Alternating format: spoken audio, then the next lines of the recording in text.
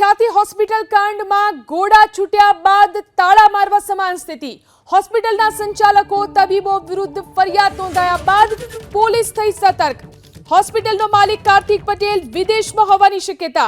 FIR નોંધાયા બાદ CEO Chirag Rajput અને એડમિનની શોધ શરૂ કરવામાં આવી। જેમના પર આરોપ લાગ્યા તે તબીબો પણ હાલ ભૂગર્ભમાં ઉતરી ગયા છે। ખ્યાતિ હોસ્પિટલની બહાર એનએસયુઆઈએ વિરોધ પ્રદર્શન કર્યું છે। તો જે પરિસ્થિતિ અત્યારે જોવા મળી રહી છે, હોસ્પિટલ કાંડમાં ઘોડા છૂટી ગયા બાદ તાળા મારવા જેવી સ્થિતિ અત્યારે આ કેસમાં જોવા મળી રહી છે। હોસ્પિટલના સંચાલકો અને તબીબો વિરુદ્ધ ફરિયાદ નોંધાયા બાદ હવે પોલીસ સતર્ક બની છે। હોસ્પિટલનો માલિક કાર્તિક પટેલ વિદેશમાં હોવાની શક્યતા છે। આ વિશે વધુ જાણકારી મેળવી અમારા સંવાદદાતા રાજલ આપણી સાથે જોડાયા છે। રાજલ, ખ્યાતિ હોસ્પિટલ કાંડમાં અત્યારે શું કાર્યવાહી પોલીસ દ્વારા ચાલી રહી છે?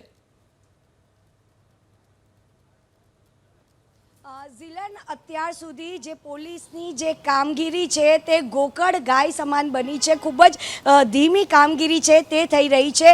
અત્યાર સુધીમાં માત્ર ને માત્ર ડૉક્ટર પ્રશાંતને જ લોકઅપમાં લેવામાં આવી રહ્યા છે, પરંતુ અત્યારે જે એનએસયુઆઈએ પણ અહીંયા વિરોધ કર્યો હતો ને ત્યારબાદ અહીંયા આગળ પોલીસનો જો ચુસ્ત બંદોબસ્ત છે તે અહીંયા આગળ ખ્યાતિ મલ્ટી સ્પેશિયાલિસ્ટ હોસ્પિટલ ખાતે અહીંયા આગળ ખડકી દેવામાં આવ્યો છે। મહત્ત્વની વાત એ છે કે છેલ્લા 48 કલાક જેટલો સમય થઈ ગયો છે, માત્ર ને માત્ર એક જ ડૉક્ટરને લોકઅપમાં લેવામાં આવ્યા છે। એકની જ ધરપકડ કરવામાં આવી છે, કારણ કે આ હોસ્પિટલમાં જે ઓપરેશન કાંડ થયું હતું તેમાં 5 લોકો સામે ફરિયાદ કરવામાં આવી છે, જેમાં ડાયરેક્ટર કાર્તિક પટેલ કે જે વિદેશમાં હોવાની માહિતી સામે આવી છે, જે સંજય પટોડિયા છે, ચિરાગ રાજપૂત તો ગઈકાલે અહીંયા આગળ હોસ્પિટલમાં જ હતા અને જે રીતે નફટાઈથી તેઓ હસી રહ્યા હતા મીડિયાની સામે, જાણે કશું થયું જ નથી એ રીતનું વર્તન તેઓ ગઈકાલે કરી રહ્યા હતા। જો પોલીસે કામગીરી